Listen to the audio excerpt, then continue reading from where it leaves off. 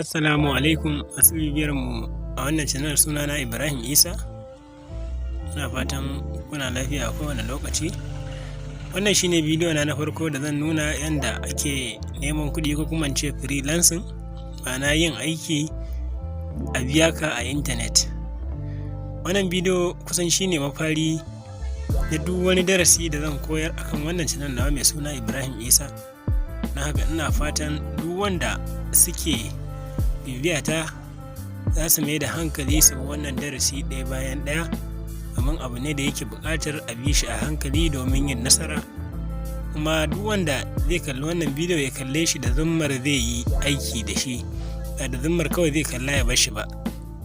Duk wani abu da kaga ana koyarwa a intanet ana koyar da shi ne ga wanda ake so su ɗauki darasi su aikata abin aikace, ba su kalla kawai su yi shiru ba. Don haka yanzu wannan kamar yadda kake gani nan ne fuskar Fiverr.com, website ne shahararre na freelancing. Idan kana so ka fara aiki da shi kamar yadda kaga wannan fuska, in ka danna wato Fiverr.com, in ka shiga kwamfutar ka za ka ga wannan shafi, sai ka danna join kamar yadda kake gani yanzu na danna. Idan ka danna join a wannan guri, abu mafi mahimmanci da ya kamata ka sani shine za ka yi amfani da Gmail account ko dai wani email naka da kake iya activating din wani abu da shi. A takaice dai shine ka sa Gmail account ɗinka a wannan wuri, ka tabbatar wannan Gmail yana aiki, ma'ana active ne. A kowane lokacin aka turo sako za ka gani, saboda abu ne da yake buƙatar kana amfani da shi a ankara a kowane lokaci don karɓan sako ko kuma wani warning daga wannan website na Fiverr, ko kuma sako daga masu sayan aikinka a wannan website idan ka ɗora shi. Don haka abu mafi muhimmanci yanzu da za ka yi, za ka ma'ana saka email ɗinka. In ka saka email, tabbatar ka saka shi gaba ɗaya, sai kuma ka danna inda aka rubuta continue kamar yadda za ka gani. Abu mafi muhimmanci a nan, idan ka danna ma'ana ka sa email ɗinka kamar yadda kake gani, ma'ana join Fiverr, za mu jira shi maga ya buɗe. Idan ya buɗe, za su nuna ma mataki na gaba da za ka bi domin kammala registration ɗinka da wannan website.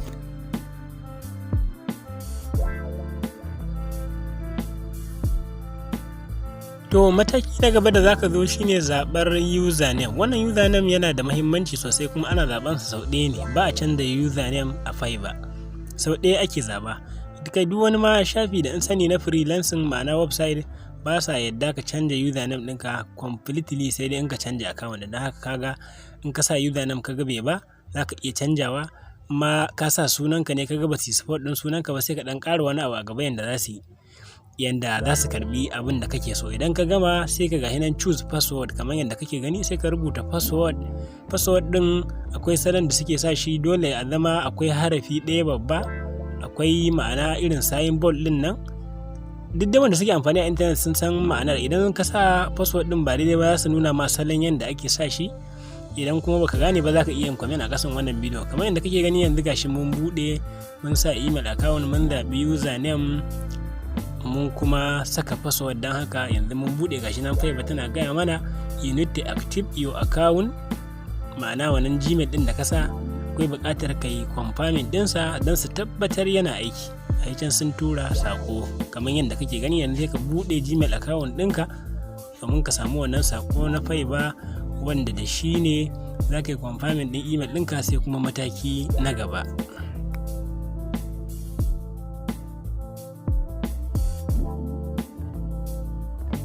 To yanzu na buɗe ma'ana Gmail account dina, ga sako nan daga Fiverr, active your new account.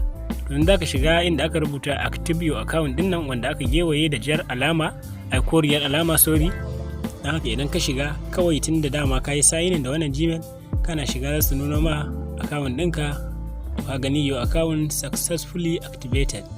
To wannan shine yake nuna ma yanzu komai yayi game da register, sai kuma gyare-gyare na profile, domin za ka nemi aikin yi ne. Don haka akwai buƙatar ka ƙawata profile ɗinka, domin wanda zai siya wannan abin da za ka tallata ko kuma za ka yi masa ya gamsu da cewa lallai wannan abin da kai ikirarin cewa kana yi ko kuma za ka iya sama masa to da gaske ne. Don haka akwai buƙatar gyara profile, kuma wannan shine fad babba a duk mai freelancing, ma'ana ya zama profile ɗinka ya ƙawatu yanda wanda zai sai kayanka in yazo zai tabbatar cewa da gaske wannan abun kana iya yin sa.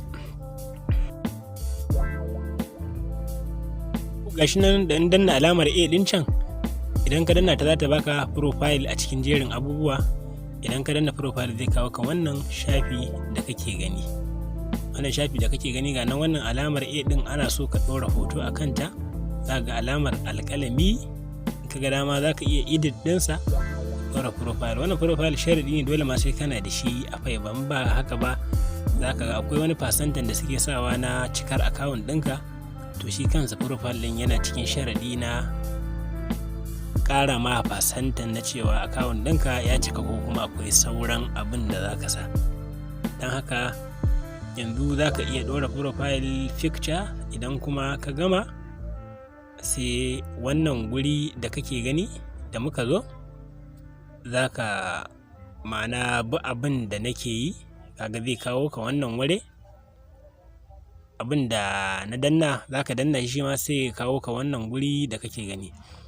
Wannan personal information ne, ma'ana bayananka da suka shafe ka na naka na gaske kenan. Misali zai iya yiwa username ɗinka na Fiverr daban, amma kuma in ka zo nan za ka sa bayananka, ma'ana kaman naka na ainihin sunanka da komai. Wannan yana da muhimmanci sai nan gaba, domin akwai verification da ake a Fiverr wanda dai amma sai ka fara samun kuɗi suke ba da dama a wannan verification ɗin. To don haka cika wannan wuri da muhimmanci sosai a wajen duk wani freelancer.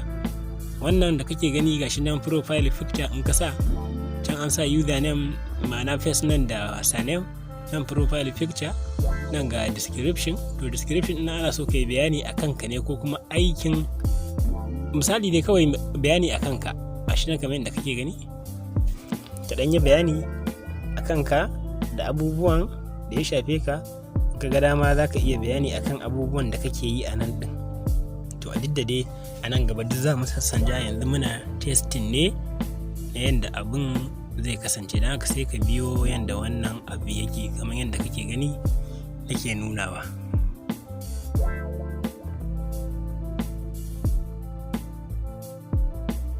Nunawa rubutun da za ka sa akalla ya kai characters guda 150. Kar ka sa ƙasa da haka, in ka sa ƙasa da haka ba su baka dama ka wuce wannan guri da kake gani ba. Don haka a lalace rubutun ya kai ma'ana kaman karakta 150 kasa, za ka za su baka dama za ka wuce. Ga can profile picture ba mu ɗora shi ba, don haka dole ne za mu ɗora shi. Sai ku biyo mu ku ga abin da muke nunawa kai tsaye.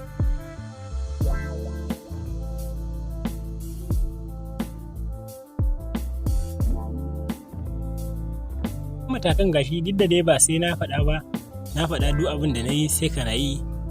Gashi nan anan akwai language, ma'ana zaɓe a yare. Za ka zaɓi yaren da ka fi iyawa, ma'ana za ka sa English a matsayin basic, ko dai yanayin dai da kake jin English kana iya karanta shi, ko kuma kawai in ka gani ne za ka gani a rubuce ka fahimce shi, ba za ka iya magana da shi ba, sai ka sa yanayin. Sai ka sa kuma yarenka wanda da shi kake magana. In kai ba ma'ana bature ba ne ba, sai ka sa babban yarenka. Gashi nan kamar da kake gani yanzu mun zaɓi wannan layin English. Yanzu mun zo profile pictures, sai kana bibiyar, ma'ana kana ganin yadda muke ɗora abubuwan profile pictures. Yanzu idan ya hau za su nuna gashi nan ready. Wannan dai du muna yi ne a matsayin example, ma'ana misali. To yanzu mun wuce mun dawo, ko kuma in ce mun zo guri na gaba. Personal information gashi nan an sa masa alamar kore, ma'ana mun gama da shi. Yanzu mun zo guri na gaba, wanda a nan za ka zaɓi abin da za ka yi. Gashi nan misali da zaɓe ai da sana'arka da skill ɗin nan da kake gani shine abubuwan da ka iya, ma'ana content writing ne. Gashi nan ina gwadawa me matakinka a content writing, expert ne kai ko beginner ne kai. Ga education shi ma za ka zaɓa.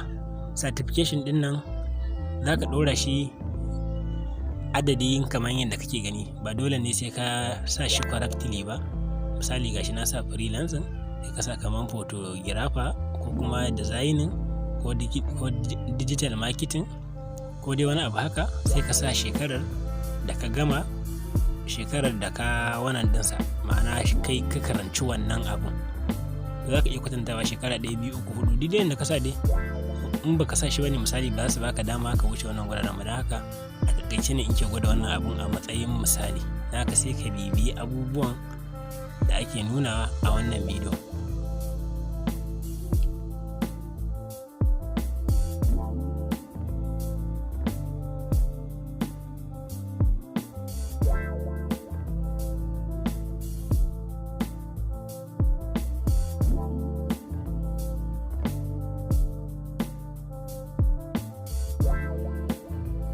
A nan wannan shafi ya kamata dan nuna muku cewa akwai personal website. In ka ga ma ka iya sa website ɗinka, shi ma yana cikin ma'ana kaman maki da za su baka in ka sa shi. In ka ga ma kuma ka iya wuce, sannan sai ka yi linkin ɗin social media account ko guda ɗaya, Facebook ko Twitter. Idan baka da su sai ka yi linkin ɗin account ɗinka Google kamar yadda kake gani gashi.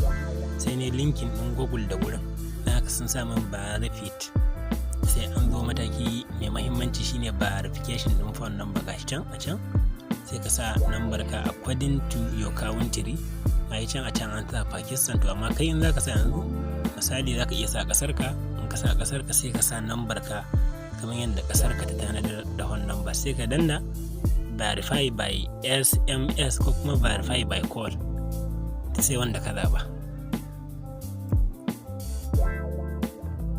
Verification da kake gani a kwamfuta ake yin sa, ko kuma totally wani abubuwan da muke ma duk a kwamfuta ne, amma dai in ka ce za ka gwada wannan verification ma misali da waya to baya yi. Kuma wannan shine ƙarshen wannan bidiyo namu. Idan ka karbi code daga Fiverr na verification, in ka sa za su nuna ma a ƙarshe. In ka danna wannan guri zai wuce, tunda wannan shine mataki na ƙarshe a wannan guri. Don haka sai ku saurari bidiyon mu na gaba, za mu yi bayani dalla har sai mun je inda za ka saka aikinka domin neman mai saya.